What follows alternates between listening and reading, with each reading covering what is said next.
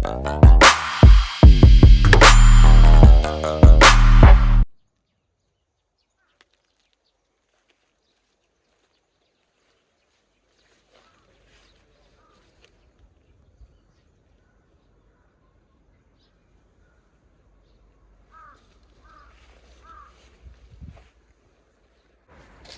everyone, magandang umaga po sa inyo lahat and welcome back to my channel. So, ito na po yung itsura ng mga sibuyas ko today.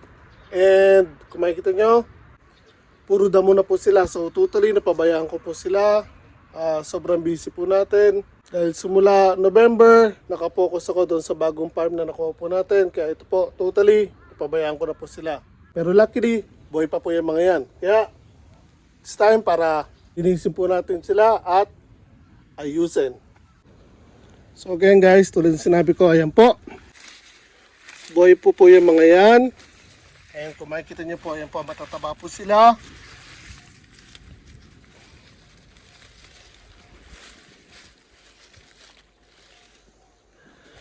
Kaya nga lang, sumobra yung kapal ng mga damo.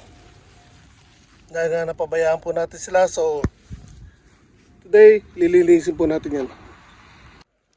So, bago natin damuhan ng mga sibuyas natin, pakita ko lang sa inyo kung ano mga itsura nila guys ha.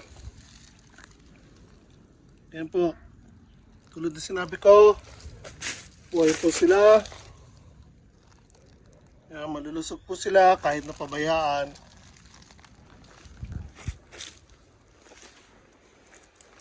Ito ang lapad ng dahon no.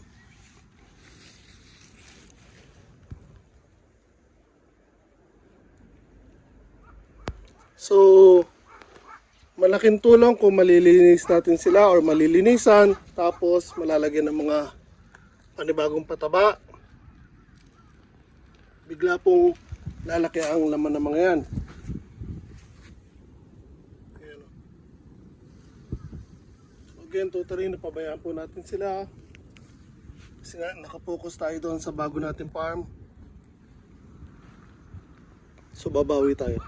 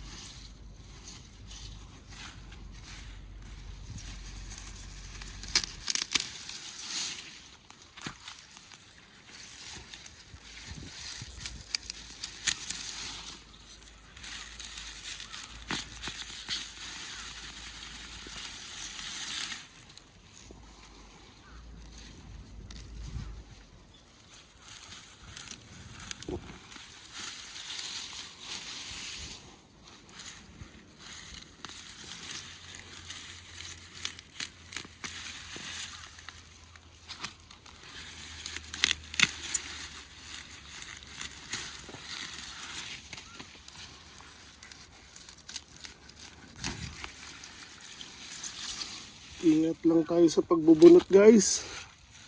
Ayan o. Nagkamali ako yan. Pati itong sibuyas na to nabunot ko.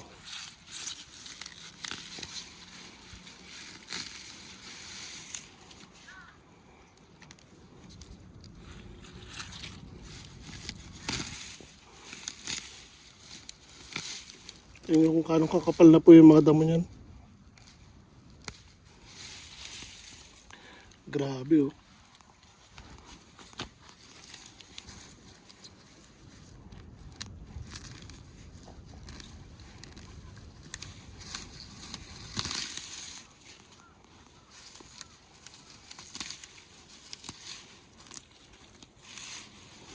Okay, so patuloy ko lang lilinisin to guys. Tapos pakita ko na lang sa inyo after kong linisan tong garden natin.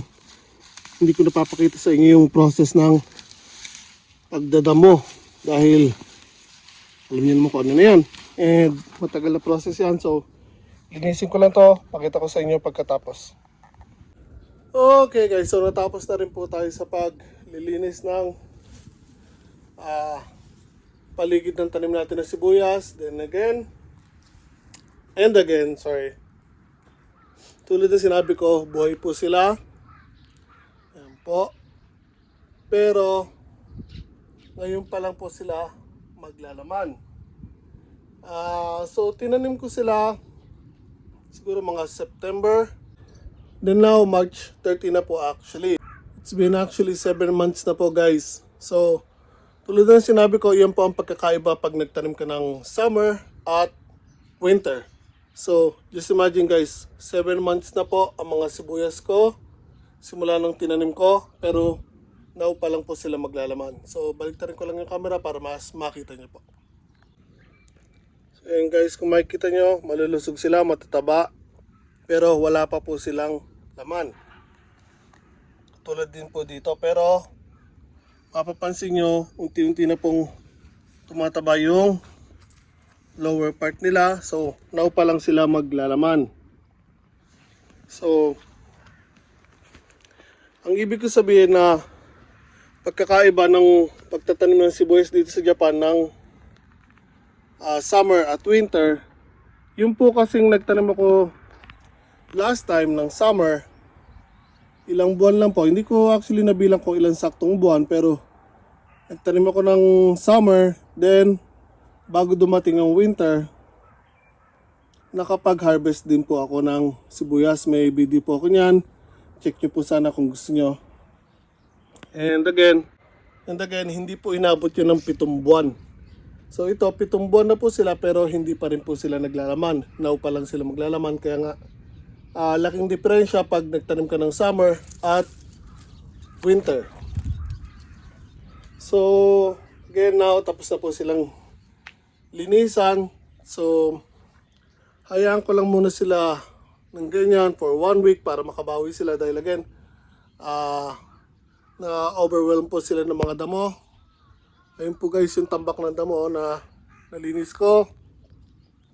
Dito pa, meron pa doon. So, napabayaan ko rin po kasi sila dahil nung nakakuha po tayo ng bagong property nung November, halos nakapokus ako doon. Din sa trabaho, nag-busy. Excuse me. So, nakailang buwan din po ako ng dire-diretso ng trabaho. So, totally napabayaan ko yung mga alaga kong sibuyas dito. Hindi ako masyado nakapag-update. After, I think, 3 times na nag-update lang ako sa sibuyas. So, up to now lang sila na linis at nabigyan ng update. So, again, hayaan ko muna sila ng ganyan for 1 week para makabawi sila. Masikatan sila ng araw. Umiinit na nga pala dito guys. So, pag nakabawi-bawi na po sila, next week lalagyan ko na ulit sila ng animal manure at fertilizer para bigla po silang maglaman. So, yan. Hindi ko na masyadong papahabain to guys. Binigyan ko lang kayo ng quick update kung ano na po ang itsura ng mga sibuyas natin. Again, buhay pa rin po sila. Although, hindi po pare-pareho ang laki nila. Meron mataba, meron maliit. Yun po dahil na rin po sa kapabayaan ko. Napabayaan ko sila. Hindi ko nalilinis. Hindi ko nalalagyan ng mga pataba. Dahil nga sobrang focus natin doon sa kabilang farm or yung gagawin natin bagong farm. So yan. Mapapansin nyo guys. Yan guys. Kung mapapansin nyo yan, may napag-iwanan. Halos ganyan pa rin ang itsura niyan. Simula nung itinanim natin. Tapos ito medyo mas malaki ng konti. Ayan. Then meron talagang mga malulusog na. Tulad ng mga ito. So laking diferensya guys. So kung mapapansin nyo, again hindi pare-pareho ang sizes nila o yung taba nila. Dahil na nga rin po yan na napabayaan po natin sila. Pero kahit pa paano naman guys, ayan po, buhay pa rin sila. So hopefully, mula ngayon, lulusog na po sila ulit. Makakabawi sila. So after natin mabigyan sila ng pataba at fertilizer, hopefully, makahabol pa sila. Ayan o. So, again, ang pinakamaganda kong sibuyas dito, Itong unang bed pero sa kalahati pa pa ganon. Next one, ito. Tsaka yun lang po yung mga magaganda. Meaning na actually matataba po sila. Kaya malulusog po yung mga sibuyas doon. Same as here. Ayan guys, ang tataba ng mga sibuyas dyan. Dito okay din naman. Ano? So, itong part naman na to, naging problema dyan, hindi sila masyado nasisinagan ng araw. Late na sila maarawan dahil dito sa bakod. So guys, hindi ko na po masyadong papahabain to. Ayan, binigyan ko lang po kayo ng quick update tungkol sa mga sibuyas natin. And now, punta na po ako doon sa bago natin property. Ayos po tayo ng konti doon. Nakapagtanim na po ako guys. Nag-umpisa na ako, hindi ko lang nakuha na ng video. Papakita ko sa inyo kapag maayos na po lahat. Then magpuputol din po ako ng mga puno. Yung sa pagtatayon ko ng greenhouse. So again, nabanggit ko na gagawa ko ng malaking greenhouse para sa mga mangga, papaya at bayabas. So, punta na po ako doon guys. Sana po nagustuhan yung simple binagi ko sa inyo. Quick update again sa sibuyas natin. And kung magagawa nyo naman po, pakilike naman po ang video nito. Share sa mga kaibigan nyo and subscribe na rin po sa channel ko. Malaking tulong po yun para sa akin. Again, nasa Japan po tayo. Learning as I go, that's John Ken. Ingat po tayo lahat palagi.